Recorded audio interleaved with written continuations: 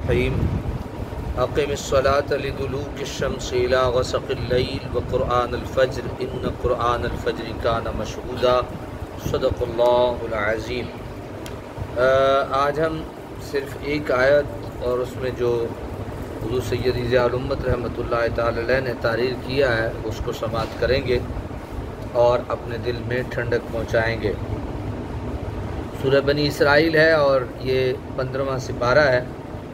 فرمایا اقم الصلاۃ لدلوک الشمس، نماز ادا کیا کریں سورج ڈھلنے کے بعد، الی غسق اللیل، رات کے تاریک ہونے تک، وقرآن الفجر، نیز ادا کیجئے نماز صبح، ان قرآن الفجر، بلا شبہ صبح کی نماز کان مشہودا، صبح کی نماز کا مشاہدہ کیا جاتا ہے۔ اگلی آیت بھی سن لیجئے، اس کے ساتھ ہے لیکن گزارشات اس کے مطابق عرض کروں گا۔ وَمِنَ اللَّيْلِ، اور رات کے بعد حصہ میں، فَتَحَجَّدْ بِهِ، اٹھو اور نماز تہجد ادا کرو، نَافِلَةً لَكَ، تلاوت قرآن کے ساتھ، یہ نماز زائد ہے یعنی نفلی نماز ہے۔ عَسَىٰ أَن يَبْعَثَكَ، یقیناً فائز فرمائے گا ربوں کا، آپ کا رب، مقام محمودہ، مقام محمود پر، یقیناً آپ کا رب آپ کو مقام محمود پر فائز فرمائے گا۔ حضور اکرم صلی اللہ علیہ وسلم کو راہ حق سے منحرف کرنے کے لیے مشرکین جو جتن کیا کرتے تھے اور حضور کو تکلیف پہنچانے کے لیے جس طرح سرگرم رہا کرتے تھے، ان کے ذکر کے بعد اللہ تعالیٰ نے اپنے محبوب کو نماز کی ادائیگی کی طرف متوجہ فرمایا تاکہ ان جاں غسل لمحوں میں تائید خداوندی کی طرف متوجہ ہو جائیں۔ نماز پنجگانہ سفر معراج میں فرض ہوئی تھی۔ یہاں نمازوں کے اوقات بتائے جا رہے ہیں جن کی تفصیل حضرت جبرائیل علیہ السلام نے 2 روز حاضر ہو کر اور جماعت کرا کے کر دی۔ دلوک کا معنی اگرچہ غروب آفتاب بھی کیا گیا ہے لیکن یہاں اس کا معنی زوال ہے۔ اکثر صحابہ و تابعین کا یہی قول ہے۔ زوال آفتاب سے غروب شفق تک 4 نمازوں کے اوقات ہو گئے۔ فجر کی نماز کا وقت الگ قرآن الفجر سے بیان ہو گیا۔ اگر کوئی شخص یہ کہتا ہے کہ تمہاری 5 نمازیں کہاں سے ثابت ہیں، تو یہ آیت نمبر 77 بنی اسرائیل کی جو آیت ہے اس سے ہماری 5 نمازیں کیا ہیں؟ ثابت ہیں۔ پہلے نماز پنجگانہ کے اوقات بیان ہوئے جو ہر کس و ناکس پر فرض تھی۔ اب اس مخصوص نماز کی ادائیگی کا ذکر ہو رہا ہے جو حبیب کبریا صلی اللہ علیہ وسلم پر بطور فرض یا زائد عبادت لازم ہے۔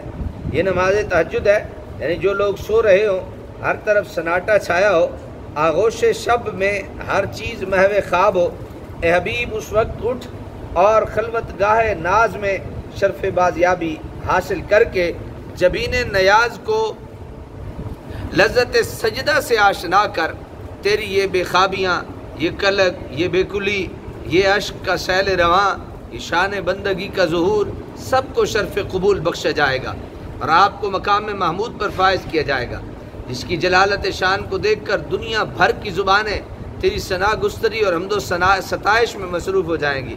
عصا کی نسبت جب اللہ تعالیٰ کی طرف ہو اس وقت اس کا معنی یقین ہوتا ہے۔ مقام محمود کی وضاحت فرماتے ہوئے خود نبی اکرم صلی اللہ علیہ وسلم نے ارشاد فرمایا، وہ مقام جہاں میں اپنی امت کی شفاعت کروں گا۔ امام مسلم نے حضرت ابن عمر سے نقل کیا، ایک روز غم گسار آسیاں چارہ ساز بے کساں صلی اللہ علیہ وسلم نے حضرت خلیل کے اس قول کو پڑھا، رب انہن اضللن کثیرا من الناس فمن تبعنی فانہ منی ومن عصانی فانک غفور رحیم۔ کیا تھا حضرت ابراہیم کا قول؟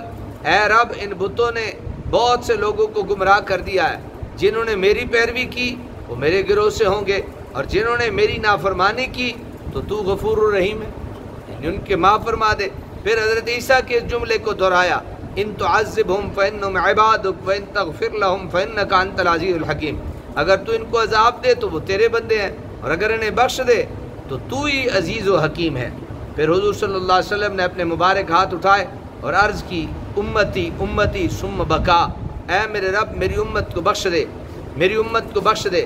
پھر حضور زاروں قطار رونے لگے۔ اللہ تعالیٰ نے فرمایا یا جبریل اذهب الى محمد فقل له انا سنردیک فی امتک ولا نسؤک۔ اے جبریل میرے محبوب کے پاس جاؤ اور جا کر میرا پیغام دو، اے حبیب جب تجھے تیری امت کے بارے میں راضی کریں گے اور آپ کو تکلیف نہیں پہنچائیں گے، ہم تجھے تیری امت کے بارے میں کیا کریں گے؟ راضی کر دیں گے اور تجھے تکلیف نہیں پہنچائیں۔ روز حشر جب ہر دل پر خوف و ہراس طاری ہوگا، جلال خداوندی کے سامنے کسی کو دم مارنے کی مجال نہیں ہوگی، بڑے بڑے شجاع اور زور آور اور سرکش مارے خوف کے پانی پانی ہو رہے ہوں گے، ساری خلق خدا آدم علیہ السلام سے لے کر حضرت کلیم تک کا دروازہ کھٹکھٹائے گی لیکن کہیں سنوائی نہ ہوگی، آخر کار حضرت عیسیٰ کے پاس پہنچے گی اور ان سے شفاعت کی ملتجی ہوگی۔ آپ جواب دیں گے کہ میں خود تو آج لب کشائی کی جسارت نہیں کر سکتا، ہاں تمہیں ایک کریم کا آستانہ بتاتا ہوں جس پر حاضر ہونے والا کبھی نامراد واپس نہیں لوٹا۔ جاؤ اللہ کے محبوب محمد رسول اللہ کے پاس اور وہاں جا کر عرض حال کرو۔ چنانچہ سب بارگاہ محبوب کبریا صلی اللہ علیہ وسلم میں حاضر ہوں گے اور اپنی داستان غم پیش کریں گے۔ حضور سن کر فرمائیں گے انا لہا انا لہا، ہاں میں تمہاری دستگیری کے لیے تیار ہوں۔ حضور عرش عظیم کے قریب پہنچ کر سجدے میں گر جائیں گے۔ نبی اپنی پاک اور مطہر زبان نور سے سبوح و قدوس رب کی حمد و ثنا کریں گے۔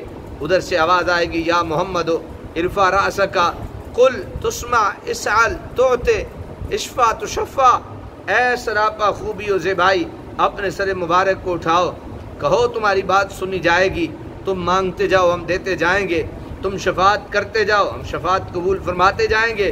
اس سر شفاعت حبیب سے اللہ تعالیٰ کی رحمت بے پایاں کا دروازہ کھلے گا۔ علامہ قرطبی اور دیگر مفسرین نے قاضی ابو الفضل عیاض سے نقل کیا کہ حضور پر نور سرور عالمیہ 5 شفاعتیں فرمائیں گے۔ نمبر 1 شفاعت عامہ جس سے مومن اور کافر اپنے بیگانے سب مستفیض ہوں گے۔ نمبر 2 بعض خوش نصیبوں کے لیے جو بغیر حساب کی جنت میں داخل کرنے کی شفاعت فرمائیں گے۔ نمبر 3 وہ معاہد جو اپنے گناہوں کے باعث عذاب دوزخ کے مستحق قرار پائیں گے، حضور کی شفاعت سے بخش دیے جائیں گے۔ نمبر 4 وہ گناہگار جنہیں دوزخ میں پھینک دیا جائے گا، حضور شفاعت فرما کر ان کو وہاں سے نکال لیں گے۔ نمبر 5 اہل جنت کے مدارج میں ترقی کے لیے سفارش فرمائیں گے۔ سارے مل کے کہیے سبحان اللہ۔ ہم بھی کہیں نہ کہیں آتے ہی ہیں، ہم بھی کہیں نہ کہیں ان 5 باتوں میں ہم بھی کہیں آتے ہیں اور کہیں نہ کہیں سے انشاءاللہ ہمارا بھی کام بن جائے گا۔ خود سوچئے جس کا دامن کرم سب کو ڈھانپے ہوگا، جس کی محبوبیت کا ڈنکا ہر جگہ بج رہا ہوگا، جس کی جلالت شان اپنے بھی دیکھیں گے اور بیگانے بھی، ایسے میں کون سا دل ہوگا جو اس محبوب کی عظمت کے اعتراف نہ کرے گا؟ کون سی زبان ہوگی جو اس کی تعریف و توصیف میں زمزمہ سنج نہ ہوگی؟ یہاں بتایا جا رہا ہے اے مکہ کے باشندوں، تم جس کی راہ میں کانٹے بچھانا اپنا مقدس فرض سمجھتے ہو، جسے طرح طرح سے اذیت دیکھ کر اپنی تفریح کا سامان کرتے ہو، طرح طرح کے ششوک و شبہات میں گرفتار ہو کر میرے برگزیدہ بندے کی جلالت شان کا انکار کرتے ہو، اس کی حقیقت سے پردہ تب اٹھے گا جب داور معاشر عزت و جلال کے عرش پر متمکن ہو کر ہر چیز کو اپنے دربار میں جواب دہی کے لیے طلب فرمائے گا۔ چنانچہ حضرت ابو سعید خدری سے مروی ہے، حضور پر نور صلی اللہ علیہ وسلم نے ارشاد فرمایا انا سید ولد آدم یوم القیامہ ولا فخر وبیدی لواء الحمد ولا فخر وما من نبی یومئذ آدم ومن سواہ الا تحت لوائی۔